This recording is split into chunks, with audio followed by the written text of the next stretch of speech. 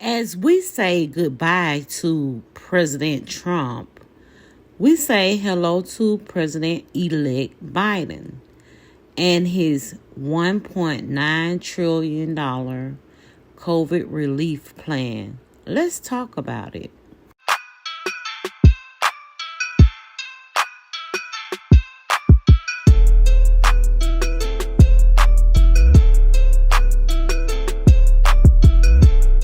So, as it seems, the president elect is rolling out a large spending package, which is aimed to help battle the virus and alleviate the economy toll it has taken. So, we found out today the president elect Biden is trying to roll out a $1.9 trillion stimulus plan. What does this plan include? Well, I'll tell you. The plan is supposed to be helping to recover economically. It's supposed to help with the coronavirus pandemic, and it's supposed to help generous unemployment benefits to mass vaccinations. So, I think I'll be one of the last people to actually get that vaccine. I'm just saying. So let's talk about this 1.9 trillion. Where will this money actually go? Right before Christmas 2020, millions of Americans received a check from the United States government in the amount of $600. So the plan was that everyone was looking forward to getting a $2,000 check. So what Biden has offered is $1,400 checks, which will be the total amount of the 2,000. So that will be, trying to top off the amount from the December relief package. The plan is also scheduled to help supplement unemployment benefits of $400 a week. So Congress is asked to extend emergency unemployment insurance programs through the end of September, which was set to expire in mid-March, while providing a $400 per week unemployment benefits to help hard-hitting workers. So in the beginning, I think that everyone was getting an additional $600 a week. But when they went back to the drawing board, they ended up giving everyone an additional $300 supplement. So the government is now going to increase that by $100. Also, the plan would try and get the schools back open within the first 100 days of Biden being in office. The administration officials are suggesting $170 billion for school supplement by additional state and local funds, okay? About $130 billion of that will go towards reopening, while the rest of the money will go to help college deal with the shift to distance learning and other pandemic-tied problems. Well, let's talk about minimum wage. Within this plan, President Biden has proposed that we take minimum wage from $7.25 to $15 under this proposal, which would also end the tip minimum wage and sub-minimum wage for people with disabilities.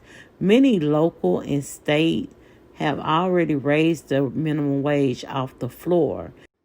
Now, it's not really clear on how soon the minimum wage will be phased into his plan. Research for the Congressional Budget Office in 2019 suggested that raising the minimum wage nationally could increase pay for tens of millions of workers, though potentially at some cost to jobs. Now, this could actually be a problem for some workers because some employers may reduce their payroll. The plan would provide $440 billion in help to communities, according to the administration.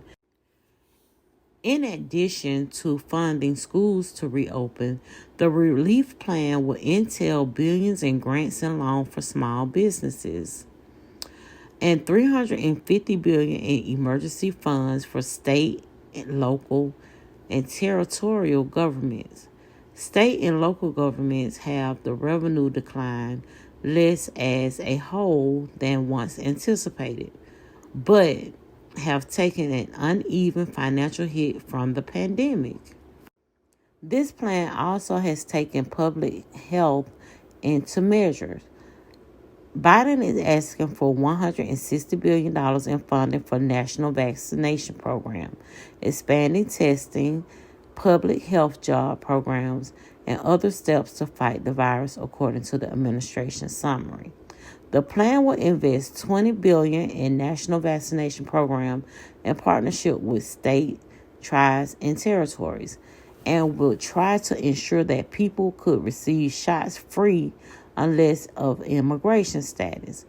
About $50 billion will go towards improving testing, and $40 billion would be earmarked for storing up protective gear and supplies.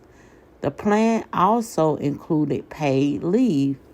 Mr. Biden would renew paid leave provisions that are not extended as part of the December package. This would eliminate exemption for big and small employers. The plan will allow for 14 weeks of paid sick pay, family and medical leave for caregivers dealing with closed schools or daycare, while providing $1,400 in leave benefits for eligible workers. State and local governments and employers with less than 500 employees will be reimbursed for the cost via a refundable tax credit. Emergency leave provisions would last throughout the year until September. Does this plan include financial help for parents? Well, the plan does. The plan will temporarily increase the size of tax credits for families and make them more refundable, meaning people would get cash even if they did not earn enough to owe income taxes. Under this expansion, child care tax credits, family with children under the age of 13 would receive a total up to $4,000 for one child or $8,000 for two or more children. Family making less than $125,000 per year will receive the full tax credit, while those who make up to $400,000 will receive only partial credit. So what are your thoughts about this $1.9 trillion plan that President-elect Biden has pushed out on today, which is January the 14th, 2021? Do you think that this will put the country into a financial bind? Are we being selfish and thinking of ourselves when we might need these funds later on down the line? I don't know, but I do think that it will certainly help out a whole lot of people. There have been so many people being on the verge of being kicked out of their homes, and I simply cannot say that I think that people are being lazy. For whatever reason, I heard today someone stating that some of the American people are being lazy and they're not trying to get out and work simply because they're trying to lean on the fact of this virus. Honestly, guys, this virus is hideous. So leave a comment down below. Let me know your thoughts on this plan. I do thank you for listening. Have a great day.